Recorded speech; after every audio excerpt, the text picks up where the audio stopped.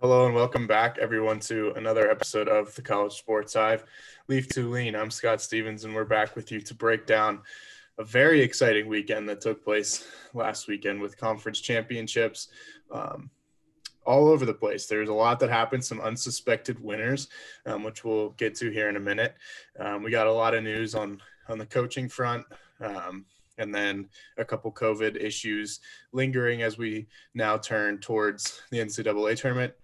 Yesterday was Selection Sunday, so we have a bracket to get to. So we'll also at the end of this episode, we'll offer up our thoughts on what we see in the bracket. We'll be back with you on Wednesday to give a full-length bracket reveal. Leif and I have entered a bracket challenge with just the two of us, and we will be picking our brackets for that bracket challenge on Wednesday. We'll do it here on camera. You'll get to see each one of our picks and who we're taking. So that's going to be a really fun one, and we'll have that for you later this week. Games for the NCAA tournament will start on Thursday. It'll be a chock full weekend. We have the first four games on Thursday night, and then the first and second round will be all done by, I believe it's Monday. Is that correct? Yep. Yeah, and so all the games will be done by first and second round games will be done by Monday. Then they'll pick up the rest of the games on the following weekend, and so on and so forth. All right, so let's talk some conference champions. Some teams punched their tickets that we weren't expecting to see in the big dance with some of these wins. And let's talk first about Houston winning the American Conference and give me your thoughts on them and what you expect as they're now a 2 seed heading into the big dance. Yeah, they were the best team in their conference by a wide margin in my eyes, despite being the second-rated team in terms of conference play. Wichita State was the one. I figure that was kind of a one where you could pretty much lock in on Houston's chances because they were superior, and they showed that in the title game. They ran Cincinnati out of the gym, and as a 2 seed entering the March Madness, I'm not sure they're quite on par with the other twos necessarily because they faced worse competition, but they certainly were the best team and not appropriately rated, in my opinion, for their conference. Obviously that they had the record that made it there, but I felt pretty confident Houston would win that one, and they did a good job. And they're heading the right direction. They got a good coach, but March Madness is a whole different beast. Yeah, it'll be interesting to kind of monitor what they're able to do in there at the 2 seed. They're in the region that Illinois is the 1 seed, which we'll get to here in a minute once we cover our bracket thoughts. But congrats on Houston for winning the American Conference. The next one we have is kind of it was definitely a surprise for me, but it was in the ACC, and that was Georgia Tech beating Florida State. Florida State was the 2 seed. Georgia Tech was the 4 seed in this conference championship, and Georgia Tech really punched their ticket into the big dance with that conference win. Yeah, they needed to have a good showing in the ACC tournament to feel secure. I think they were probably on the right side of the bubble, even if they hadn't won. But they certainly had some fortune on their side. Not only do they play great in the title game, but they only beat the 13th seeded Miami Hurricanes, and then Virginia was supposed to be their opponent, but Virginia had tested positive for COVID, and so they got to walk through to play Florida State in the final. And they forced a ton of turnovers, and Jose Alvarado showed his chops as the ACC Defensive Player of the Year, and that was an awesome display and a really gutsy display.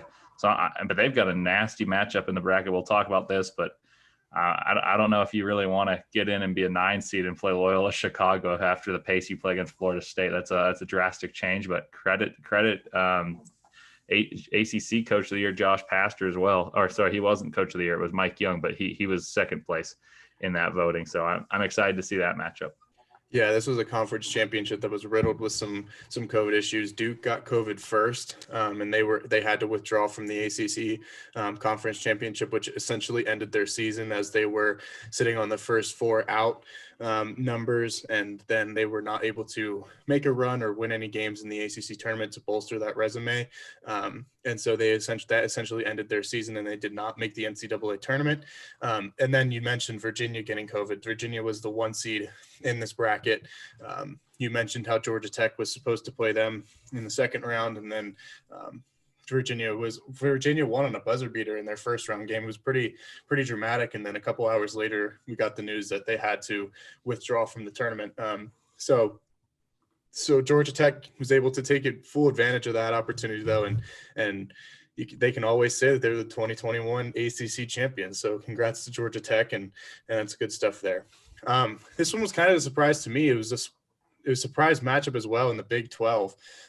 Texas was able to beat Oklahoma State in the championship game, and I think the biggest surprise there was that Oklahoma State was able to get past Baylor. That was a huge win for that program. Baylor is a phenomenal team. But Cade Cunningham and company for Oklahoma State were able to get that one done. But Texas was able to pull it off and halt that kind of run from the Cowboys. And Texas is a team that I've been very up and down on this year. I think a lot of it has been up, but also there's been a lot of down. They're an interesting team, and they're kind of playing better at this point in time, but it's still a team that seems very under the radar with how they were earlier this year.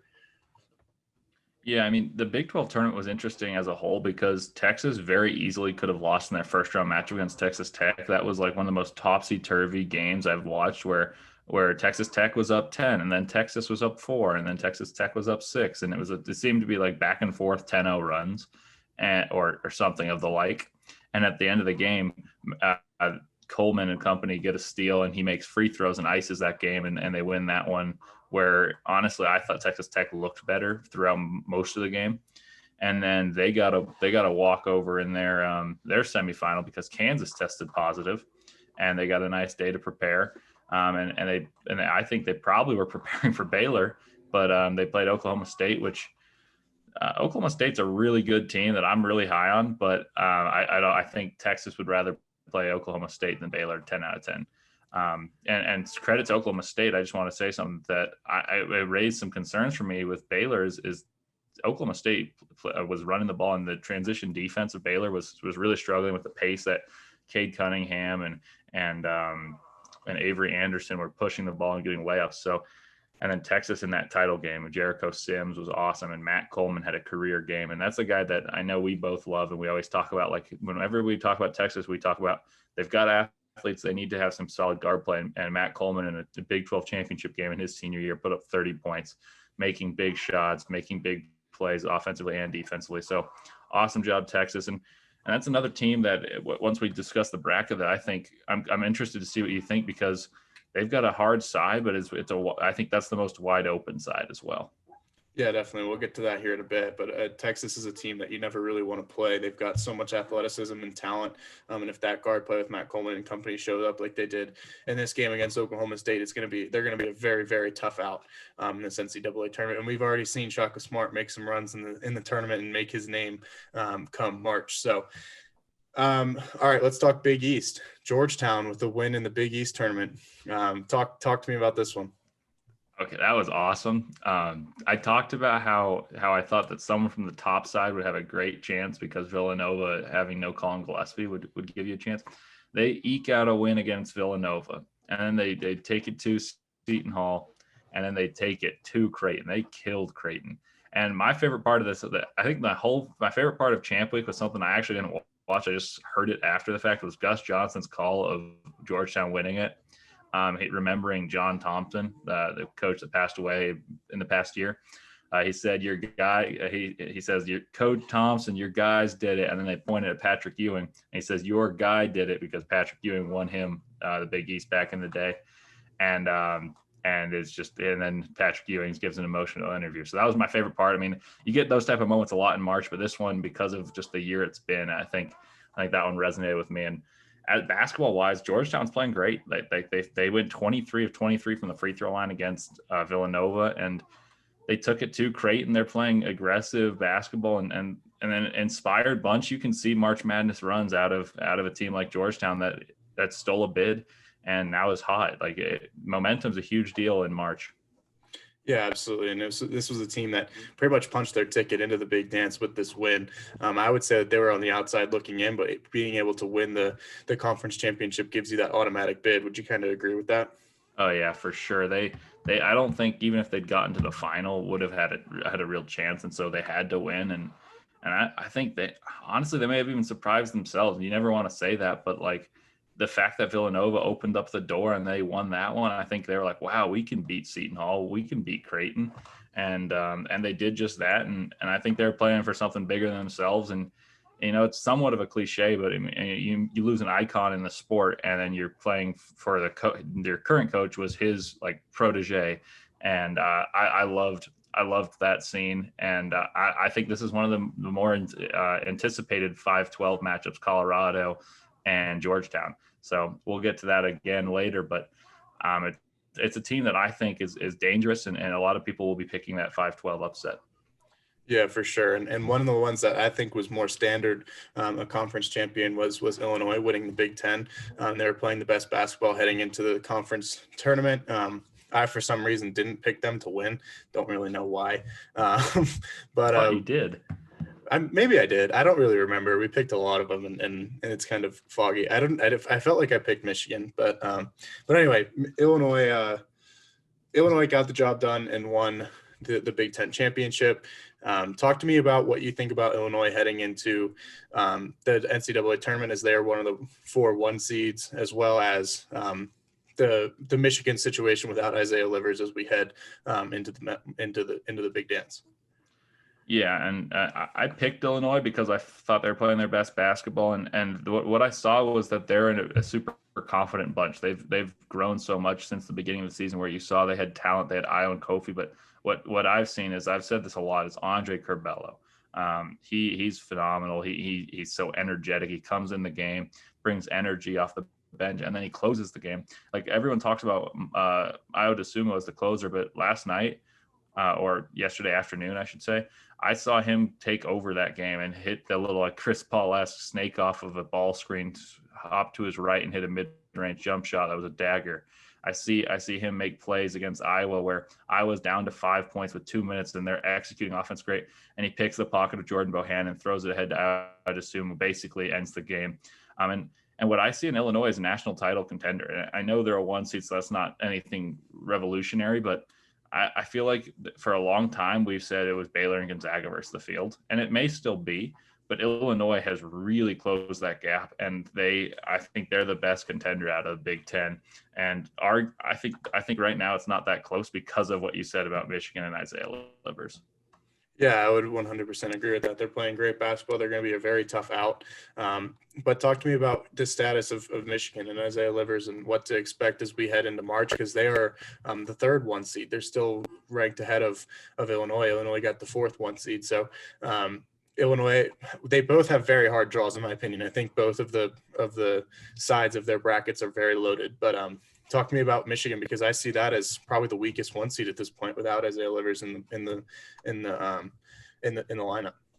For sure, I'd contend the same thing, that without Isaiah Livers, that they're the 4th 1 seed, and I think it's by a decent margin. And honestly, I might say that Illinois might be ahead of them anyway, just because I think their guard play slightly better, and they showed an ability head to head to match up well. But that's neither here nor there. But as for Michigan and Livers, I remember they won the Bahamas tournament last season, and most people will be like, what are you talking about here? But just bear with me. They win. They get into the top 5 last season, and Isaiah Livers is making a name for himself. Isaiah Livers goes down, and Michigan goes 19-12 on the season, and was going to make the tournament, but was not going to be a contender. Whereas when you start top 5 and end up 19-12, you know something goes wrong. And to me, that speaks to Isaiah Livers' impact on the team. When he's hurt, they're really not the same team. And this year, they're way better, so they still can contend and make a run. But what he does is he frees up space for Hunter Dickinson. You can't help. Now you're like, hey, I'll live with Franz Wagner hitting three threes over me, because now you can help out with size. Whereas he's their power forward, and you can't help. That leaves solo matchups for Hunter Dickinson. And I think that's huge. So Michigan's got a hard draw, and they don't have Isaiah Livers. Well, it's an indefinite injury, so he could come back. It's a stress fracture in his foot, is what I've heard. I'm anticipating he's out for the tournament, and due to that, I've got tempered expectations for Michigan. Yeah, absolutely. So tough draw there for Michigan, and I would agree with pretty much everything that you just said there. All right, Oregon State another surprise win in the Pac-12. I believe they were the 5 seed. Is that correct? Yeah. Yeah, they were the 5 seed in this one, and they were able to beat the 3 seed in Colorado. We kind of prefaced this when we picked this conference championship bracket that this was, in my opinion, the most wide open conference and that you could have picked, other than maybe the Big East. And it kind of delivered, where we had a 5 versus a 3 seed playing for the conference championship without Oregon or USC, the 1 or the 2 seeds, in the picture. So Colorado was able to get the job done against USC on a late game winner by McKinley Wright. But with that being said, Oregon State was able and looked very good in doing so, in beating that Colorado team a day later to win the title. Your thoughts on Oregon State and their Pac-12 win? This is another one similar to Georgetown where they were not making the tournament and probably didn't have any business even if they'd lost in that game, in the title game, that is. And Wayne Tinkle and company, that's the head coach for Oregon State. They were predicted 12th in the Pac-12. That is 12 out of 12, and here they are winning the Pac-12 postseason title.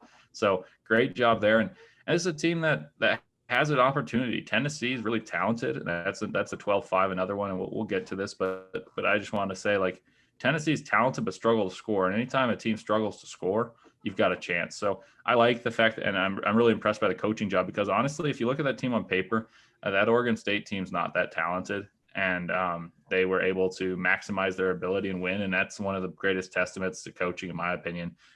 A lot of people can recruit, but very few people can get the best out of their players in big moments. So I was really impressed by Oregon State. Yeah, it was as well. I think it's hard not to be, right. It was a gutsy performance and able to go all the way and win the Pac-12 and punch your ticket to the big dance. That's what March is all about. All right, last conference champion for y'all is Alabama winning the SEC. We both picked Arkansas to get the job done, and that did not come to fruition. Alabama is very rock solid, in my opinion, in that 2 spot. They are in the we'll get to the bracket here in a bit, but they're on the side that has Michigan. So that one is open, in my opinion. And I think Alabama is a team that can really look to capitalize on that situation. And let's hear your thoughts on the first, them winning the SEC and their kind of March Madness potential.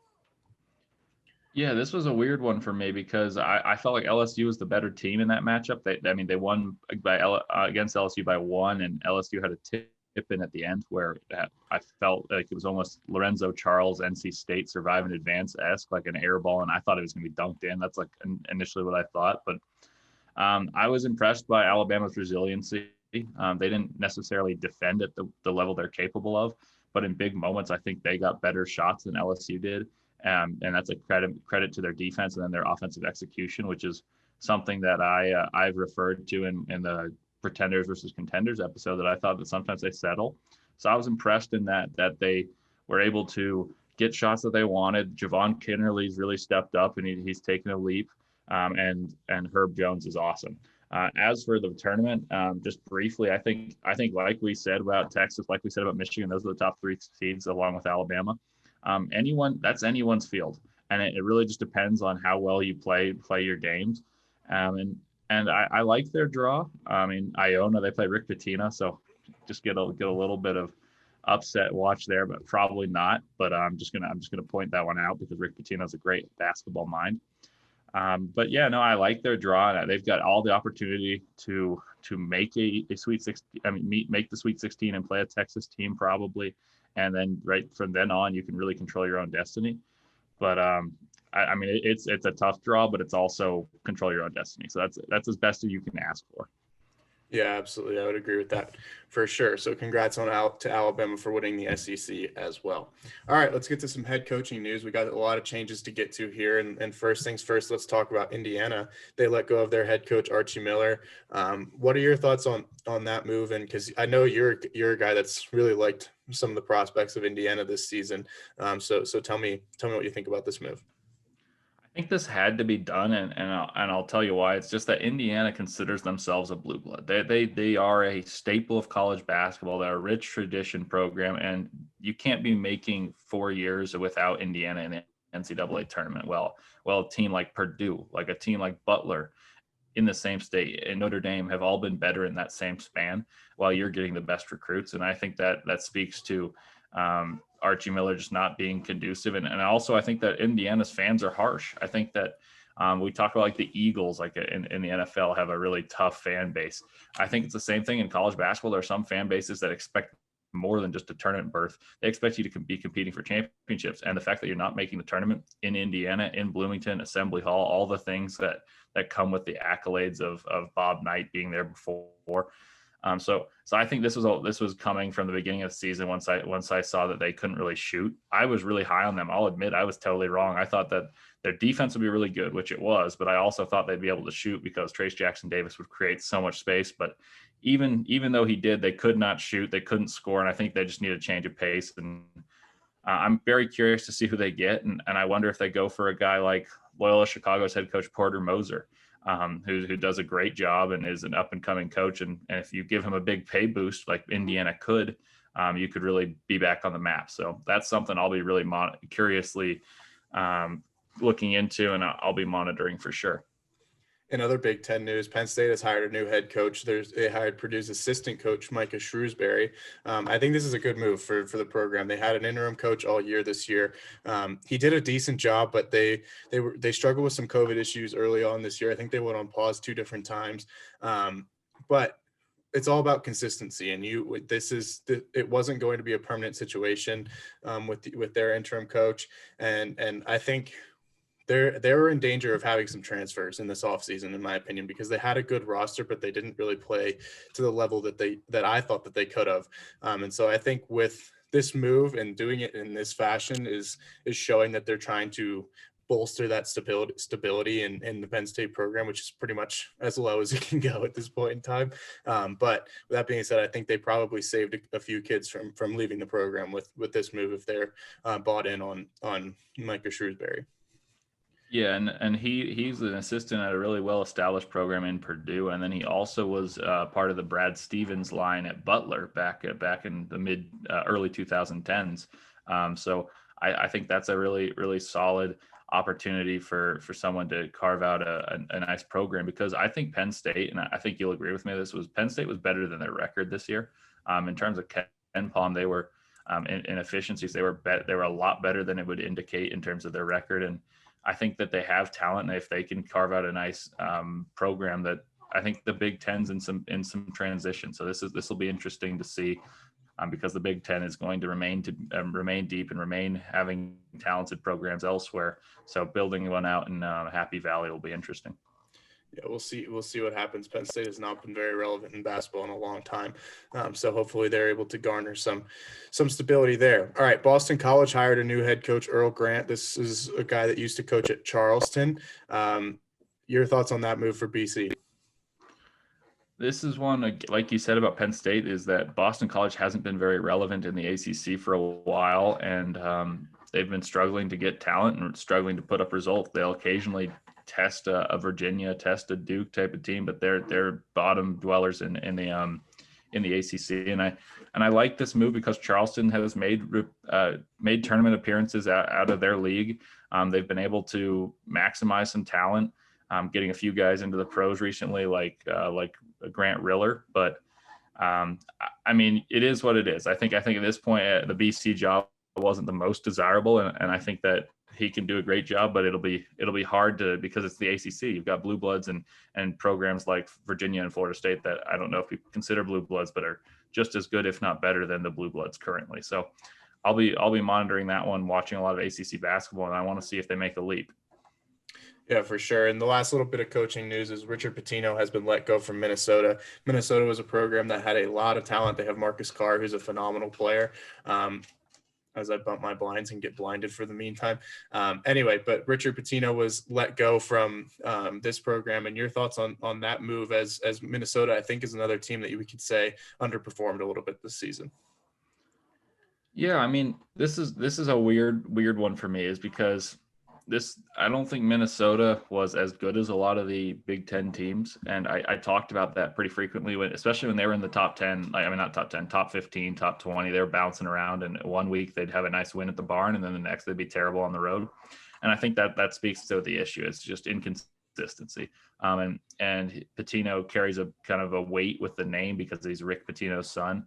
But I think he'll get another coaching offer, and I'm sure that Minnesota will be in the loops for some guys that are young and up and coming. Like I talked about Porter Moser. I saw a tweet saying that Craig Smith at Utah State's a candidate up for Minnesota, and I'll be curious because the Big Ten hires are really good ones because those are ones that usually have like stability. You get seniors, you get 4 years of players, rarely one and done. So that's a desirable location for a head coach. So that'll be something I look forward to monitoring. Yeah, for sure. All right, we got some COVID things. Virginia had COVID, and we've talked about they had to withdraw from the ACC tournament. What's their situation as we move towards the March Madness bracket? Yeah, Tony Bennett gave a press conference a few hours after the committee revealed the bracket, and basically his takeaway was they were fortunate to have learned of it on the day they did, because even one day later, they probably would not have made the tournament just due to the quarantining times. The one player, almost all of Virginia's players are in contact tracing quarantine, but only one player has tested positive. That player remains undisclosed. So obviously that could be anyone. And they said one player that played against Syracuse. So I went through the box score. You've got your usual starters, Jay Huff, Trey Murphy, Sam Hauser, Kihei Clark, Reese Beekman. And then off the bench, they played Justin McCoy, Tomas Wolde-Tensai, and Casey Morcell. So one of those 8 players has COVID and will not be able to fly until Virginia were to play. If they were to make the Sweet 16, that would be the first time they could play. So they'll miss the opening 2 games. And that is if they win. So that's obviously a huge deal because if it's Jay Huff, I mean, I am praying it's not Jay Huff because I think he's the most indispensable piece, but that's the most drastic example, in my opinion. If you take out the man in the middle that you really don't know if you want to pick them over Ohio, who's a pretty trendy upset pick anyway. So yeah, that's interesting. And Kansas is in the same boat. I just got an update right as we started on here.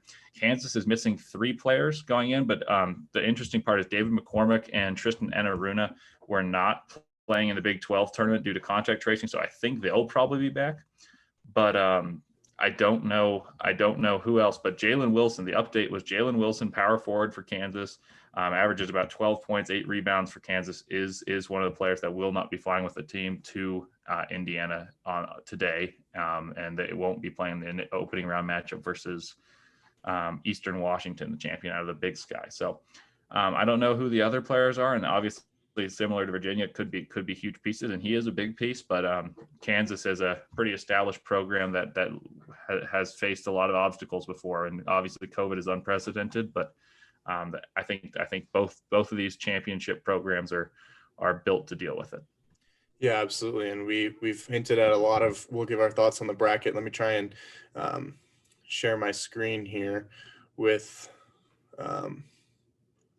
what's happening. Let me figure it out.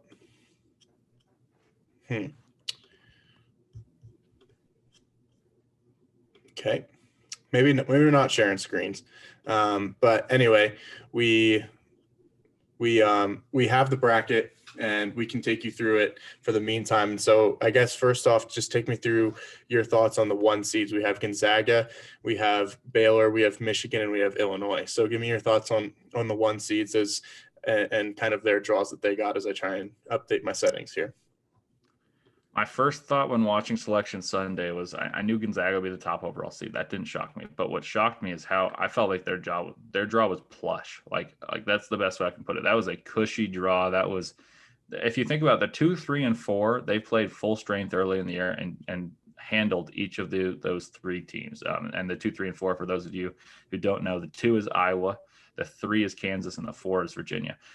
To make things worse, as we just talked about for the teams competing with Gonzaga, is Virginia and Kansas both have COVID issues, and you don't know who's going to be healthy. And if they were to meet, that would be Sweet 16 or later, so they'd get their players back. But, the big thing is, to me, is that they could lose early because you don't know who's playing and they've been in quarantine. So I felt like Gonzaga got a really good draw. I mean, Oklahoma's the 8 seed. Missouri is a pretty good 9 seed. Both teams have been top 10 in the nation or thereabouts.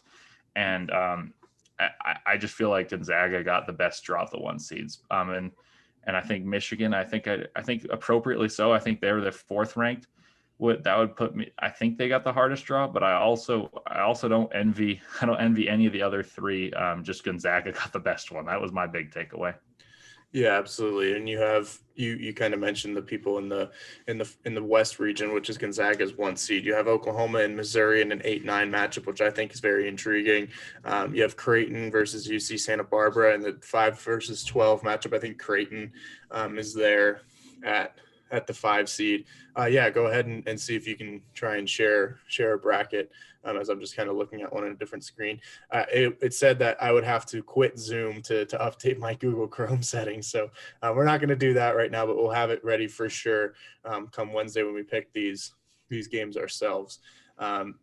Virginia, USC, Kansas, and Oregon and Iowa are all teams that are also in Gonzaga's region. I think there's some names there that can have some impact on the difference on Gonzaga, in my opinion. I think there's some teams there that can pose some problems, but as you mentioned, Kansas and Virginia are the 3 and the 4 seeds in that region, and they're both having some COVID issues. All right, let's flip to Baylor's region. You have Baylor as the 1 seed in the South region. North Carolina, Wisconsin is the 8-9 matchup in that region, which I think is a very good matchup and should be a lot of fun to watch. Villanova is sitting there at the 5 seed, which is hard for them because, like we mentioned, they're without Colin Gillespie, and they will be they'll be struggling with that. And Winthrop is a team that is in a 5-12 matchup that could be a potential upset pick. Purdue is the 4 seed. Texas Tech is sitting there at the 6 seed. They play local Utah State, who's the 11 seed, which is a fun matchup in my eyes as well. Arkansas slid in there at the 3 seed, and Florida is the 7 seed, which was a little surprising for me. But Ohio State's the 2nd seed. Give me your thoughts on this region, and I think this is probably the one that, other than maybe Illinois, that I would be able to confidently say Baylor can get the job done here. Yeah, the one thing that concerns me right off the bat for Baylor when I was watching Selection Sunday, so we're going kind of the direction they did is Gonzaga was the first one they announced, and then they went to Baylor, and I was very curious who the 8 seed would be in both of them, and this is honestly, I think Oklahoma was the better team than North Carolina throughout the year, but North Carolina is playing better right now. And the one thing about North Carolina that makes them entirely different than anyone else, and obviously Wisconsin could beat North Carolina, so. My biggest takeaway is that North Carolina is enormous. They have 4 bigs that rebound the ball at an unbelievable rate. And so I if I'm Baylor, I'm a little concerned, but I thought about this pretty deeply because I've been really high on Baylor, as everyone knows. I think that Carolina won't be able to shoot, won't be able to penetrate the perimeter defense of Baylor, but I'm still worried because they can rebound anything. And Baylor plays a 6'5" Mark Vidal. So it concerns me, but I think Baylor should be able to navigate it. Yeah, for sure. Sorry to kind of cut you off there. But let's go down and talk the Michigan side. They're the 1 seed in the East, and they have beautiful. We figured it out. Shout out Leif. He was able to finagle his way. So let's go down to the Michigan side. And cool. So we have Michigan as the 1 seed. The LSU St. Bonaventure 8-9 matchup is interesting. I think I would pretty much favor LSU in that, and I think LSU is a tough matchup for Michigan right off the bat in that second round game. Colorado Georgetown, you mentioned earlier, is a really fun matchup at 5 and 12. Florida State sitting there at the 4 seed. BYU versus Michigan State or UCLA. What a play-in game that is. That's going to be really fun to watch, and I think that's going to be that's 2 blue bloods going at it in the first 4 games on Thursday night. So that's fun, and either one is going to be a dangerous 11 seed, and BYU is going to have their hands full with both teams. Texas is sitting there at the 3 seed. UConn is a sneaky team down there at the 7 seed. James Bouknight is a monster, and Alabama's there at the 2 seed. So I really think this is one of the stronger sides of the bracket as a whole. I think when you look at 5 through 11, you're going to have some really good depth and some games that really provide that tournament feel in this region. Yeah, absolutely. And I think the hardest region for me to decide is the Gonzaga like bottom half. I feel like Gonzaga, you know who's going through, but this is the region that is the most wide open as to who will win it. And we've alluded to that a few times. But you could conceivably see with no Isaiah Livers in the first two games or something, you could see LSU beating them if LSU's hot. I'm not sure I'd necessarily predict it, but UNC Greensboro was a team in the 13 seed here that I really, really liked coming into the tournament, and I was really looking forward to picking them as an upset.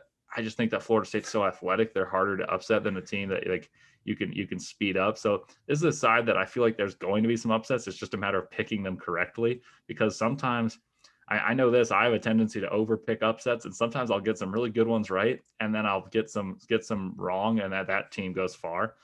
So this is one where I expect there to be some drama. You won't see chalk out of this region, I don't think. But I'm really excited to watch that region take place, because honestly, you could see a LSU versus Colorado or an LSU versus Georgetown down the road. That wouldn't stun me, because this side is wide open. Yeah, absolutely. And you just got talent in all of those rosters. I think it's really fun to watch, because you have Texas, who is the Big 12 champion. Like, they were able to get past everybody in that conference champion, and they're sitting there at this region as well as a 3 seed. And Alabama is the SEC champion. So you got two pretty much major conference champions in this region. That's going to be really fun to watch. All right, let's talk Illinois' region. Illinois is sitting there at the 1 seed in the Midwest.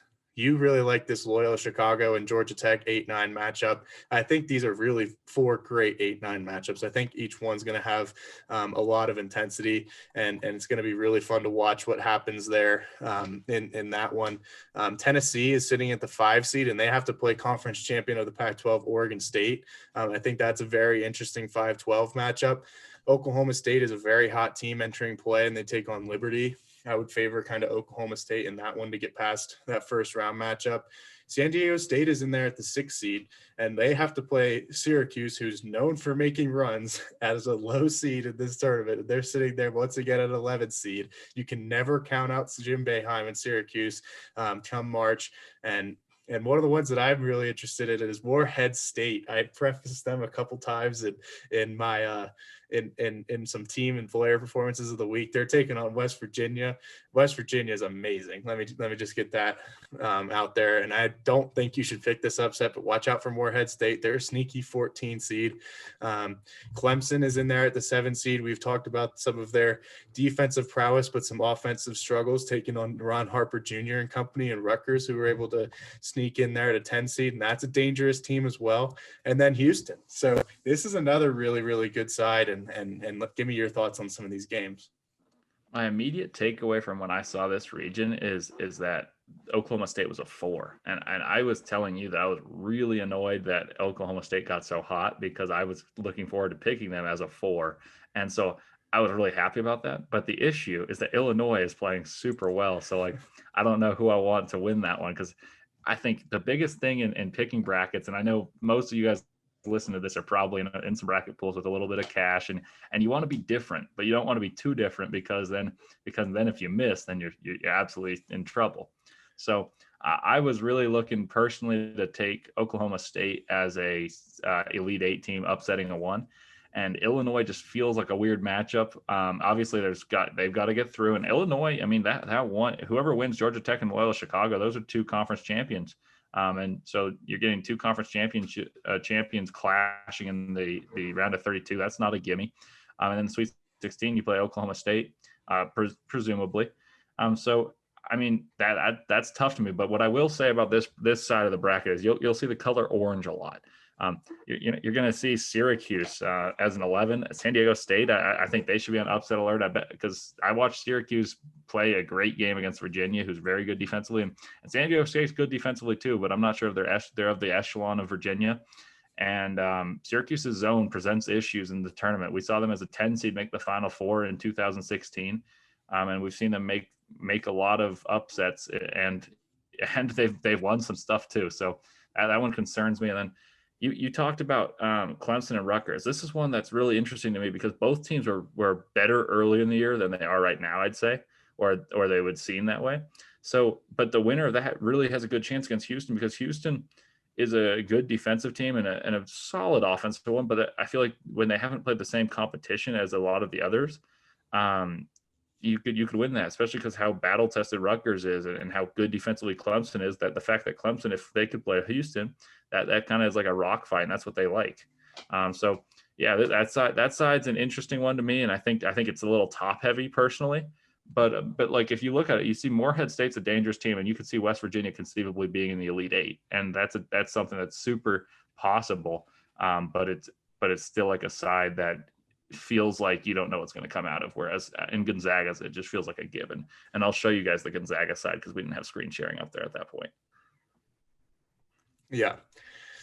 Yeah, so let's ask the age-old question. Let's try and make some people some money here. Let's try and pick some teams that are a 4 seed or below that you think could potentially make either the Sweet 16 or the Elite Eight, and get a little run going and try and predict some things for people to go with and see if they want to take our advice or not. And I'll start things off, and let's start in some of these brackets. I think potentially Oregon is a very good tournament team. They've proven that they're able to make runs deep into tournaments. They have a matchup that they should be favored in versus VCU in their first round.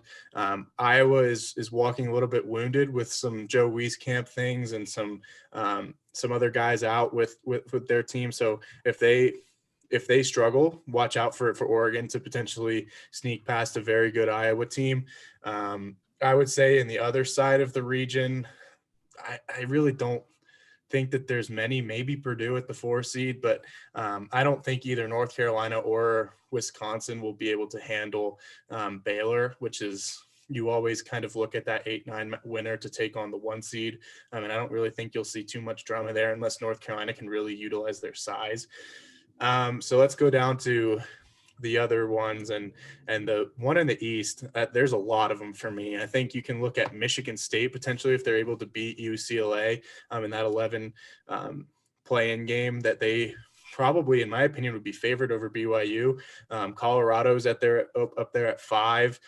They're a good team. UConn sitting there at 7. I know we're both very high on them.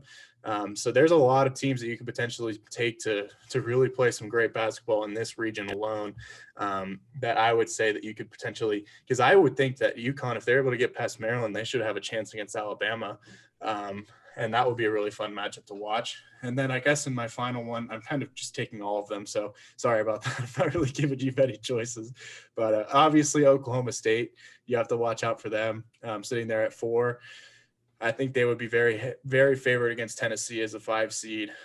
Georgia Tech won their conference, and they're in the 8-9 matchup. But I think if you're picking one here is Illinois, in my opinion. I know they're a 1 seed, but this is my favorite team coming into the tournament right now, and I think they're going to be in my Final Four for sure. I've got a few. You touched on a few of mine here. I really like UConn. That is one that I've had my eye on. I like their draw. Like I said, I think that it's a pretty open draw. And I think the matchup with Alabama is going to be favored probably, assuming that they can get past Maryland and Alabama gets past Iona. But I think that's a very possible that you can see a 7 seed in the Sweet 16. One that I like. I mean, we talked about LSU and Michigan. I'm not sure I'd pick that one, but if we're talking 4, and I really like the possibility of Florida State or Colorado to come out right here and could even beat a Michigan type of team. I think that Florida State is built for the tournament. They've done this many times where they've made the Elite Eight, they've made the Sweet 16s. So I really like that possibility. I've got a few that I think are lower seeds that people don't like. I think Rutgers as a 10 could easily make the Sweet 16. I think that they're battle tested in the Big Ten. We talked about this at the very start of the year. I remember saying pretty much these exact words. I said, come tournament time, I'll probably take some teams that are lower seeded in the tournament, but they've played in the Big Ten to make some money for people.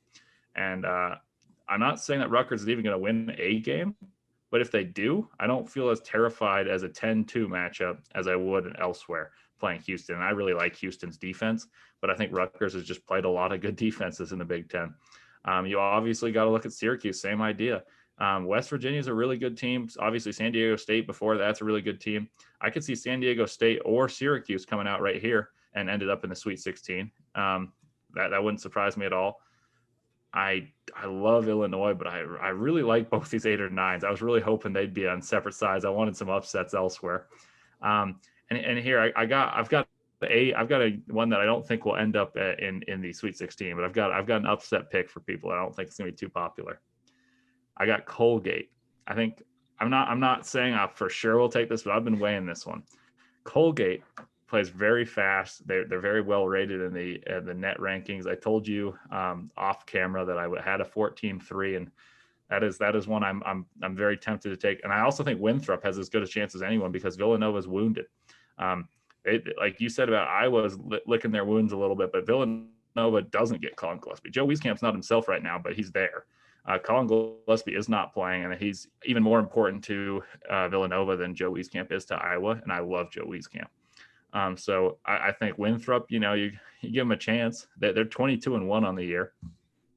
So those are kind of mine. And then the last one, this is a little marred by the fact that Virginia has COVID, but Jason Preston of Ohio is a monster. And so if they're able to win that one, I can kind of see one of these two teams, UC Santa Barbara or Creighton, Virginia. I mean, that's a Sweet 16 berth. Someone's got to get out of these 4 to make it. So I can see an upset out of that. So we're taking you through our popular upsets. We could absolutely be wrong, but I like a few of these. I'm sure I'll overpick upsets. I always do, but if you get the upsets, you get some money. So I'm going to try to differ from the norm. So maybe follow my advice, maybe not, but sometimes it works, sometimes it doesn't. I'll just put it that way.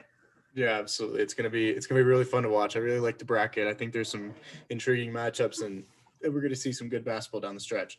All right, so as I mentioned earlier, we'll pick our own brackets, Leif and I, both on Wednesday. That's gonna be really fun. We're gonna go through and literally do. But hang on, before we stop your screen share, how many tabs do you have open right now, my guy?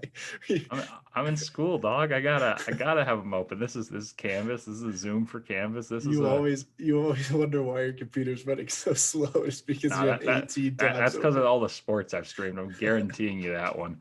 But I always do have a lot of tabs open, and usually I have Safari open behind it. Let's see if I do. Yep. Oh, that's my bracket. That's my other bracket. Oh, but yeah. Man. All right. Well, thanks for sharing your screen, and you can do with what you will. As we sign off here, as I mentioned, we will pick our brackets. Leif and I, we're in our own little tournament challenge on Wednesday. We'll do that live, so we won't have any idea who we're taking. So it'll just be a blank bracket that we fill out on the screen share, like you just kind of saw right there. And then with that, we will have our solo episodes coming out this week. It's gonna be really fun. We're not necessarily sure the schedule of when we'll be telling you about things that happen in the March Madness tournament, but we'll be on here a lot. We might go live. We have a lot of different options that we can take on if we see a huge upset or something like that we want to talk about. It's going to be a really fun time. We got a really exciting 3 weeks coming up, and I know Leif's as excited as anybody personally, and I'm pretty darn excited as well. So hopefully that sets you up for what to make of your bracket, and hopefully you all enjoy the next few days, and we'll catch you on Wednesday as we fill out some brackets ourselves. Any final thoughts, Leif, before we sign off? I just want to point out, for those of you who are in Salt Lake City, it was the Selection Sunday happened around 4:00. It was the jumped forward an hour. It was sunny, and it was the warmest day of the year, and Selection Sunday happened. I was thrilled. Turned down the windows and blasted one shining moment. So yeah, I'm pretty hyped up. Friday's gonna be a fun one. I've got a whole plan. I'm gonna project it onto a screen being COVID friendly. So I'll be outside watching it, projecting onto a garage, wearing masks with a few friends I haven't seen in a while. So I can't wait, and I'm just hoping we get a good upset off the bat. Like, I don't even care about my bracket once it starts. I just want some good basketball. So let's go. I'm excited. I know you are, and everyone should be. So we got some good stuff coming for you guys, and most importantly, we got March Madness back after 2 years. It's going to be great. It's an exciting time of year. It's one of my favorite times in the sports calendar. So make sure to tune in to some great basketball. Good luck in your brackets. Go win some money. Enjoy, have fun, and we will catch you on Wednesday. Have a good one.